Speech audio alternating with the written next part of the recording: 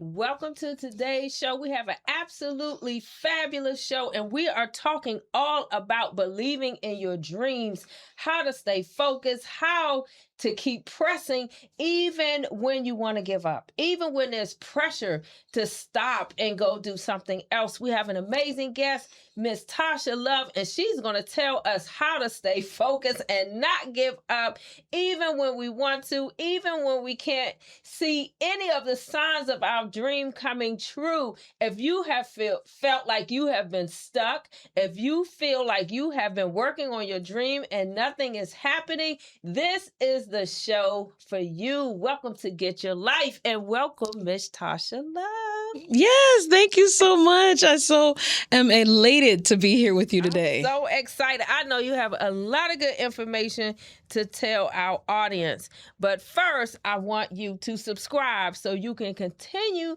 to get this free life-changing information, right? Yes, All right. thank you. Okay, so how did you get started on your journey of walking in your dream and your purpose? Well, literally, you go back to your school days. Mhm. And when I was in school, I was an average student. And I remember going to my counselor and I said to him, I want to go to college. And because I wanted a better life. And he basically said, you don't have the grades to go to college. And I was like, okay. And then I said, so what do I have to do to get to college then? And he said, even if you made straight A's in all of your classes, you still would not have the grades to go to college. So I was like, well, he basically shooed me out of his office and he didn't give me an alternative. He didn't give me a, what's a second step or Right. what's another alternative. So I literally left there very discouraged. And I remember I said, okay, what do I see women doing? And in my family and, me being a student, I was like, well, I see teachers because I'm a student and I see counselors and, literally like, the counselor who just discouraged me. And so then I said, okay. And then I see, nurse, right? My aunt was a nurse. Right. So I was like, well, I know I can't do nursing because I can't handle blood. But I said, okay, I'm going to be a teacher. So I had a teacher who at the time said, if you make an A in my class, like if you do everything you're supposed to do, you'll get an A. So I'm starting you off with an A. And I got excited about that. And so I kept the A. And it was the first time I ever got an A at the end of the year. And so that was the only class. And he said, I'm moving you into honors. And it was my only honors class, my senior year. And I literally wrote an essay being in FEA. And that essay, my FEA advisor turned it in and I got a full scholarship to Miami-Dade College. See there? So I realized early on that, wait a minute, he told me I didn't have the grades to go to college. He gave me no alternative. But if I applied myself, if I pushed myself, if I persevered, right, I could actually make it. And not only did I go to Miami-Dade College, but I ended up, while I was there, I ended up becoming SGA president.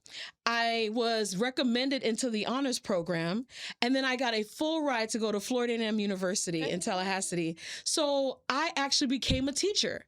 And when I became a teacher, after I did my internship, I decided to get my master's in the very area that the person who discouraged me, I ended up getting my master's in counseling.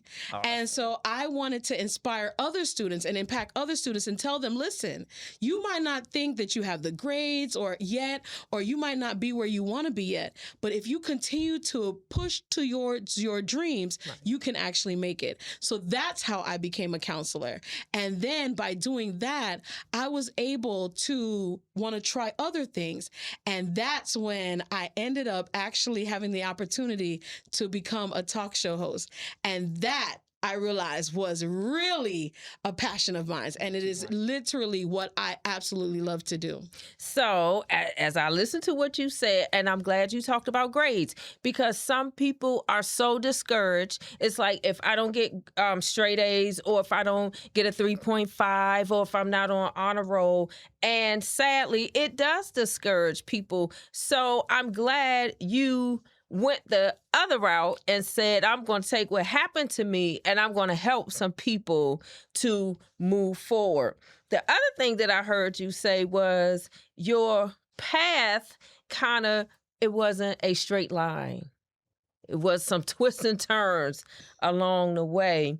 So, as you said, once you became a talk show host or you had an opportunity to do that, what was the feeling? How did you know this is it? What was the aha? Okay, aha. I'm glad you said that. I love saying that. And if you look at Tasha, aha is in there. There's two Yes. A's and an A. So I always talk about aha. And I'm going to tell you, when I was in FAMU, I graduated with my teaching degree. And then when I graduated with my master's in counseling. Now, my mom, she did the shopping. So, if we needed clothes, school supplies, things of that nature. But my dad, who never bought me a gift, actually gave me a gift. My college gift. Now, most people would say a car, right? But no, it wasn't a car.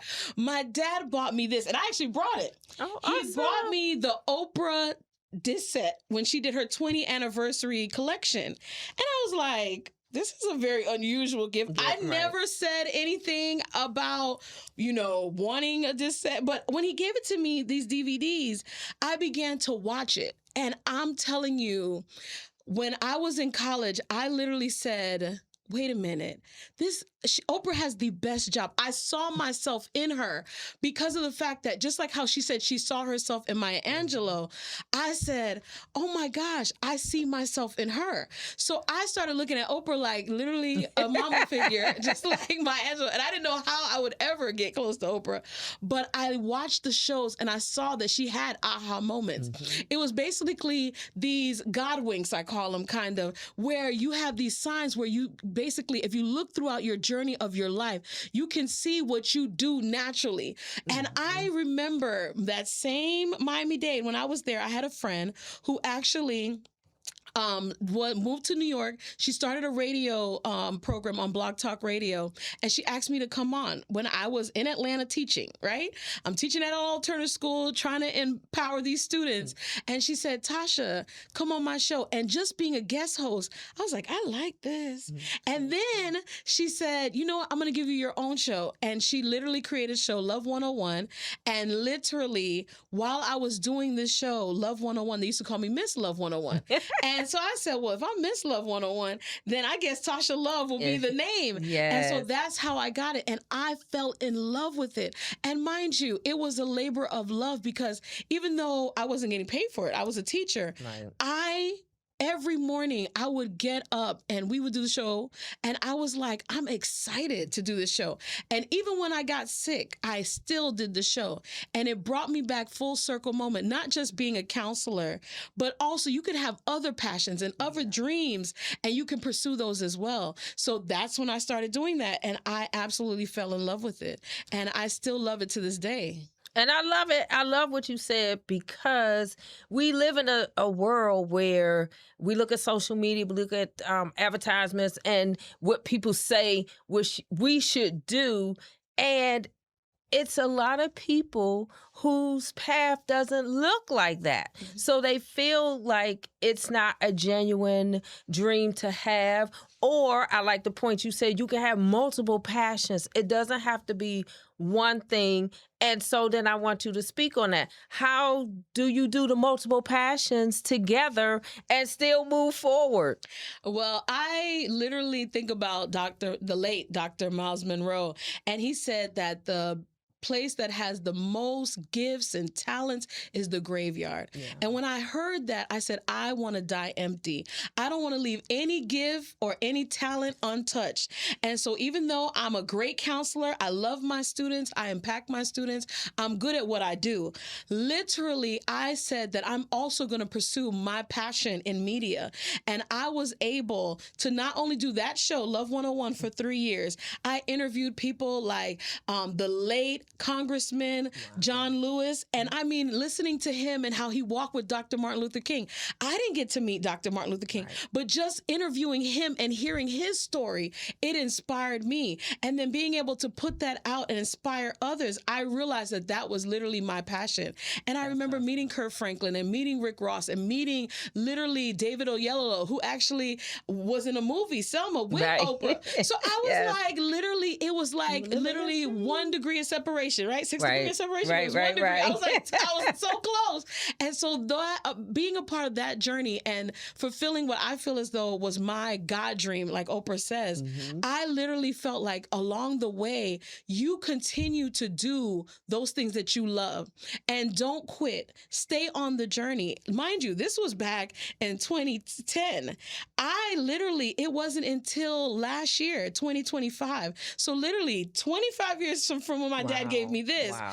And literally 15 years from when I did Love 101, that I got an opportunity right here in this very studio, Miami Community News. I got a chance to fulfill my dream by hosting the Tasha Love show. I absolutely loved it. I was now literally fulfilling my dream like Oprah, interviewing guests. And I interviewed people who were like literally amazing living legends here in South Florida, professors, doctors, and them telling their stories. Literally one of my wonderful teacher who literally picked cotton and became a teacher and became a bishop, and the first Black woman, B. Hines, to do journalism, to actually be a writer here at the Miami Herald here in South Florida. So to see they fulfill their dreams and them not give up on their dreams motivated me to continue to do both and fulfill both of my dreams as well. So I love it. So you're saying that even if I'm not at the place where I want to be, maybe I'm going down the road to my dreams,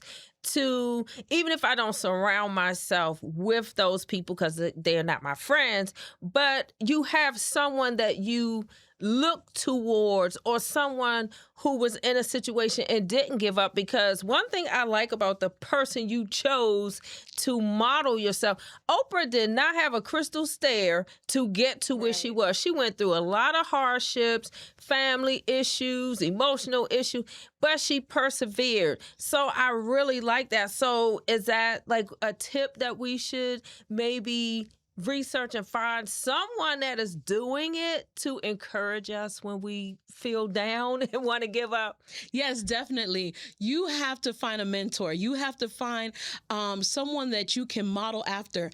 Oprah set the bar when it came to success. And so to me, I could pick no better person than Oprah Winfrey. And mind you, literally, I have met people along my journey who also set the bar high. I went to Little Black Dress and Pearls with Connie Kennard. She does this event.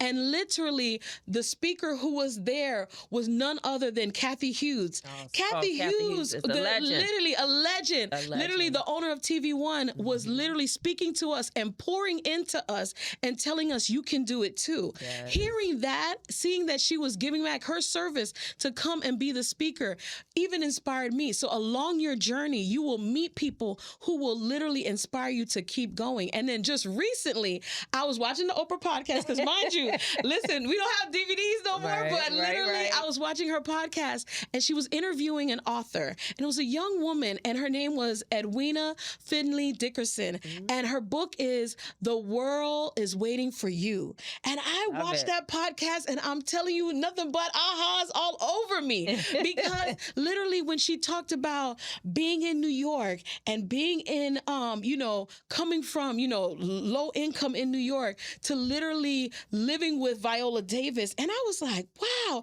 And how she saw these mansions and things of that nature. And I realized, wait a minute, our lives are parallel. We're the same age. Her name was Tasha on her first show. I was like, this is another I hear you, Jesus. I see you. I see these signs, these wonders, literally. And then when I realized, I was like, wait, she was the roommate to my friend who did her show, Love 101. I stayed in that very apartment, heard those sirens. And I did the same thing when I went to Atlanta. I went by the Tyler Perry Studios and took a picture. I went and saw that, they had a beautiful mall named Phipps Plaza, right? Listen, I don't know where the Phipps are, but they're my family, right? My last name. And so they have a huge mall named my last name. And then I saw there was a Tasha Street, and I saw these big houses, and Oprah had a house in Georgia. And I went over there, and I actually got a job in Douglasville because that house was there. So it's like you literally see your dreams being fulfilled. And I see her as like how her life is so parallel. And she wrote this book and how she talks about manifestation. I believe that I'm preparing for my moment. I do too. I believe the world is waiting for you. Yes. And so I think it's just like what you said, that Every step counts. If you pay attention to the steps, if you pay attention to what you have gone through, if you pay attention to how you intentionally went past those homes and took pictures, you're on your way. It's like you're on your way. And this is what people need to know, that it's not a shake and stir. Put the mix together, put the water, shake, shake, shake, and then I'm successful. It's all those guideposts. It's all those little ahas that help keep propelling you forward. So tell me these God moments. What do they feel like? How do you know it's a God moment? Did you write them down? Tell the readers how to keep track of all of this so they too can feel like the world is waiting on them. Okay, so one of the things that I always did was journal. I was always journaling. My mom used to be like, "What are you doing in your room?" I always journal. So I've been writing these things down. When I saw them, when I saw like, wait a minute, now hold on. When I saw Tasha and Aha, I was like, okay, now I couldn't do the harpo. I couldn't do my name backwards, but I saw that. I literally, when I saw these moments, I was like, wait a minute. I would meet these celebrities, and I remember she had a whole section of celebrities and of the stars that she interviewed. Then I saw how she had these touching moments of people that she would come into contact with, and I dealt with that as well. So I literally started to see the signs. You have to literally, like Edwina said when she did the podcast, seek and you shall find, knock and it shall be open. You literally have to seek it. You have to be looking for it. It's almost like when you buy a new car and you're like, I see that car everywhere. It's like, how does that happen? Well, it's the same thing because you're seeking for it. Yes. But if you're not looking for it, so you have to journal, you have to write it down, you have to be intentional.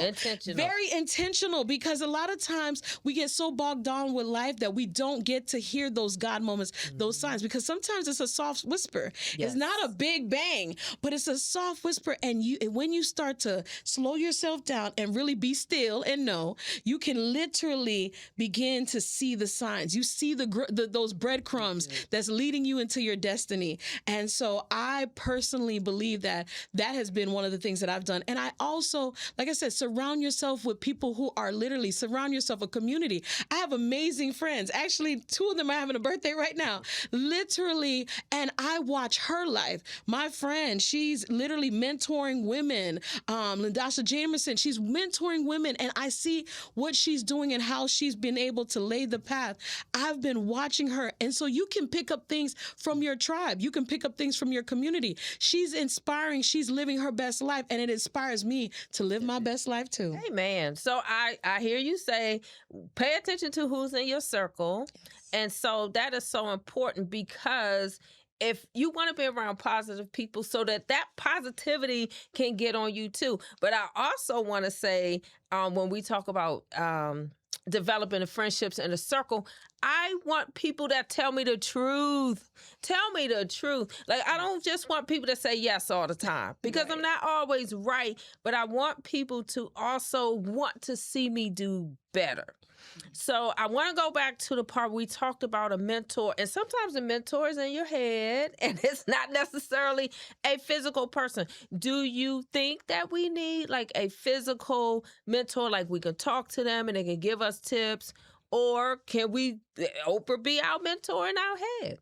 Yeah, I feel as though you can have multiple mentors. So you can have a mentor to the dream that you're inspiring to be at. But then you can also have local people in your community who also mentor. Like I mentioned, my best friend. Literally, you can have a series of people who support you. Trust me, you're going to need, just like Jesus had his 12 disciples. Yes, okay, and I said, really, I only need 11 because I don't want no Judases in my team.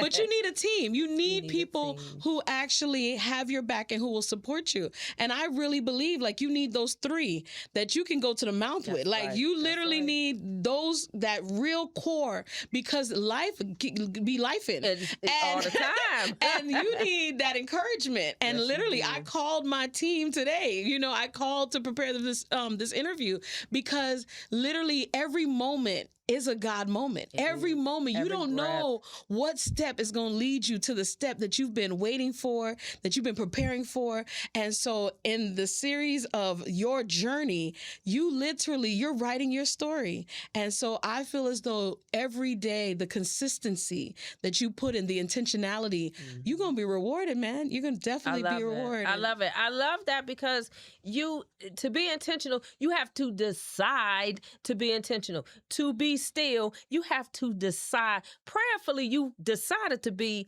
still and not sick. And I see a lot of people, they don't get still until they get sick or something, or they lose their job. So how can we intentionally decide to be still long enough so that we can hear our bread? We can not only see, but we can hear when the aha or another breadcrumb is about to drop. What does that look like to intentionally stop? Okay, so I'm a Bible girl. Seek ye first the kingdom of God and his righteousness. Start early. Even if you have to wake up like 30 minutes or an hour early, start early. Life is going to life. It is. But when you get out the bed, the first thing you should do is literally get still and wait to hear, pray, be in worship. I'm a praiser, okay? I always got my praise music on.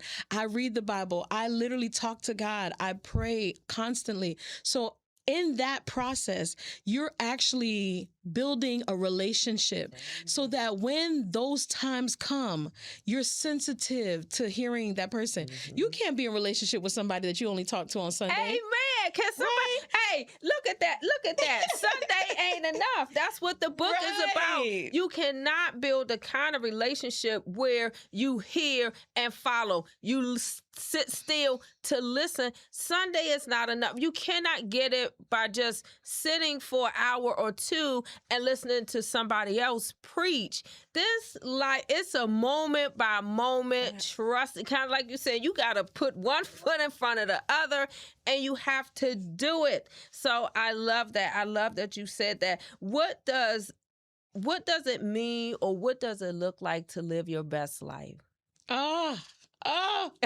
Literally, doing what you love is what wakes you up in the morning. Like, I lost sleep last night because I knew I was coming here. The most important thing that I feel as though is when you do what you love, because it literally doesn't feel like work. I used to hear people say, I love my job. And most people, when they think of that sentence, you're like, job and love don't even go together. No. Because you look at work as labor. But when you are doing your purpose, when you're doing your dream, when you're doing your God dream, literally, it doesn't feel like work. You love it so much. And it is what you were meant to be. It was what you were meant to do. Yes. Like, literally go to your creator, go to your God and be like, why am I here? And what brings me joy? And what brings me joy on a consistent basis? That part. Yeah. So I feel as though it's a daily walk, just like you said. It's not something that you do one time. And there will be times where you'll be discouraged, but you never not enjoy doing it. I can do this for the rest of my life. For the rest of my life. And then I heard somebody say it's something you would do even if you weren't paid for it. Exactly. You would do it anyway. So those are some guideposts or some God aha. If it's something that you love, it's something you would do even if you didn't get a check. It's something you would get up early for. It is something you show up for. It is something you decide and something you are intentional about. So I love it. How in the world do we find that? Because we say it, but people are struggling to find that. Is it something that you consciously look for, or is it something that happens as you're living and loving life?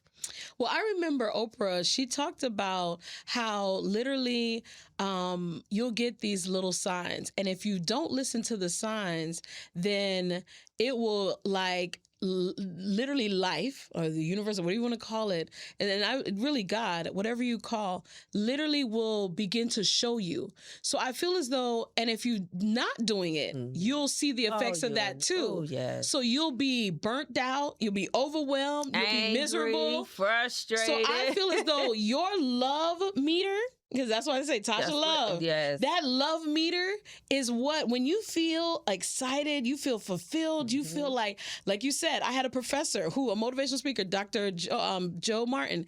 He said that if you were a millionaire, but you still had to go to work every day, so all your needs are met in college, he said, what would you get up and do? And then in my 20s, when he told me this, I'm 20 at Miami-Dade, I said, I would be on vacation. I wouldn't do anything. But he's like, no, you got to go to work every day and do something. You have to serve in some capacity. When I got to my 30s, I was doing the show, and I remember I injured myself. I was in a bad car accident in my 20s, but I re-injured. So I was having spasms. I couldn't go to work. And I remember I was still doing the show, not making any money from it. I literally started doing pre-interviews. I started because I feel like the behind the scenes are just as good as the show.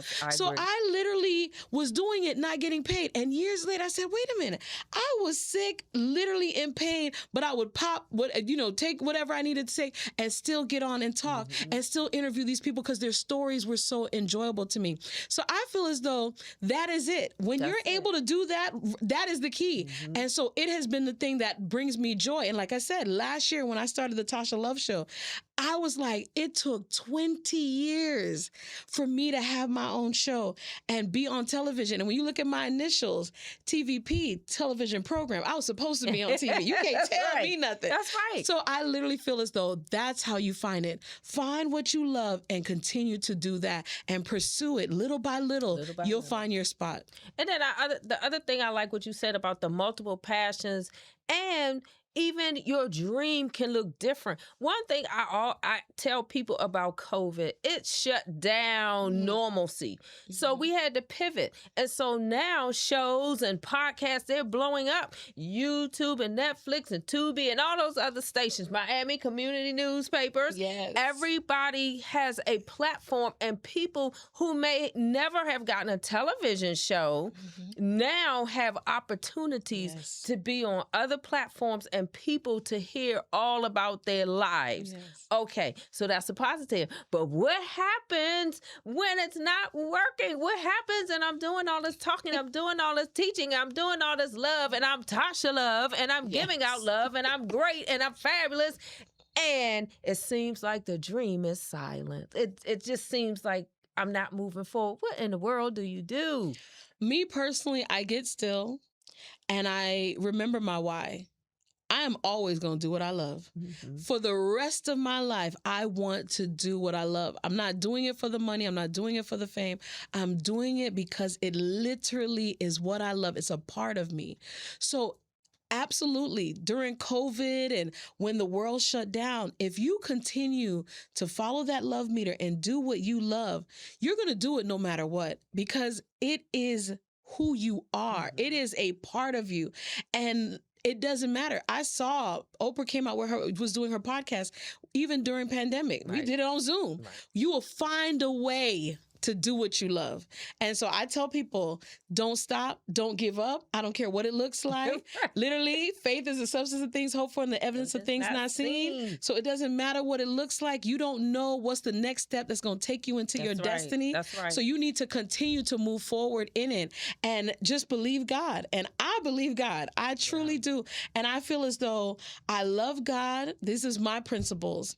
I love myself and I love others by doing what I love. That's all we supposed to do. Those three things. That's it. That's it. So what if you had to take 3 items, you get 3, not 10, you get 3 things that you can tell people about living their dream or being successful, whatever the topic, however you want to put it, but you get 3. What would you tell people about pursuing their dream with perseverance and determination and not giving up? What would you tell them? Well, like I said, my mission, my purpose, what I do for me is one, like I said, love God. 2, love myself well, right? Self-care, self-love is important. And 3, I love others by doing what I love. And I would tell people it's going to be a daily walk. Like you said, moment by moment. You have to be consistent. It's not going to happen overnight. And you got to have a resilience. Like I said, you have to literally put your boots to the ground. You got to literally dig in. You do. And I'm not letting go. I'm not letting go until I see the life that I dream of. Do not let go of your dream. It's a dream. The reason why you have it, it's a God dream. And you see countless people who talk about that dream that they had inside of them and how it came to fruition. So I say, never let go of your dreams. I literally, to the last breath, I had a pastor, Roger Watson, literally say, to the last breath, to the last breath. Yes, I am not letting go of my dream until the last breath. Until the last breath. Okay, that's one. Until the last breath. No, all three. All the one I gave you. Literally. Okay, until the last breath. Yes. I look at some people that have been successful, and I look at social media and things like that. And one of the hardest things that I hear from people is that we don't tell the truth. So let's say when you look at social media, it's like, oh, I put out a song. I had a couple of songs in my heart and I played them on YouTube and now I'm a success. What would you say to the people who feel discouraged because it's not coming fast enough? Well, like I said, it is not always going to be a fast journey. We have a very microwave generation where we feel as though everything's going to happen like that Burger King burger, my first job. And it doesn't happen like that. There's no drive-through. There's literally a journey. It is not a drive-through. So I tell people, literally, you're going to have to take the time. You are going to have to step it out one step at a time, one day at a time. You don't become a success overnight. When you look and you read people's bios, it doesn't happen that way. Maybe there's one or two that it actually happened, but for the most part, everybody had to walk out their journey. So I tell people, literally, take it one step at a time, take it one day at a time, take it one moment at a time, and you will eventually see, like I said, you'll see some rewards. You'll see some lights at the end of the tunnel. It's not going to be all darkness. I've had moments of amazing moments that I will take with me for the rest of my life into my grave. I will never forget some of the interviews that I did with some of the amazing people who have sold and inspired me. And I'm just looking to see who's next, right? I'm excited about what's next and what's next. Yes. Well, I just want to say, Miss Tasha Love, I believe it's already happening. You're already walking in it. This has been a great show. Tell our audience how they can find you. All right, you guys, you can find me on Instagram at the Tasha Love Show. So the Tasha Love Show. Can't make it any more simpler than that. And definitely DM me, add me. I definitely want to get to know every one of you guys. And like I said, we encourage each other. It's a community. It is literally a tribe. We all need each other. We literally need to connect. So I look forward to hearing from all of you guys soon. Awesome. So that was Miss Tasha Love. I hope you follow her advice. She's telling the truth. She's not lying. It is day by day, moment by moment, every breath. Find out what you want to do and then pursue that. I am Dr. Carolyn Edwards. This is Get Your Life. You can get the podcast on all podcast platforms, and you can get it also on youtube.com at Dr. Carolyn. And your life is amazing and you are great. So go out and get your life. Live your best life now. Until next time.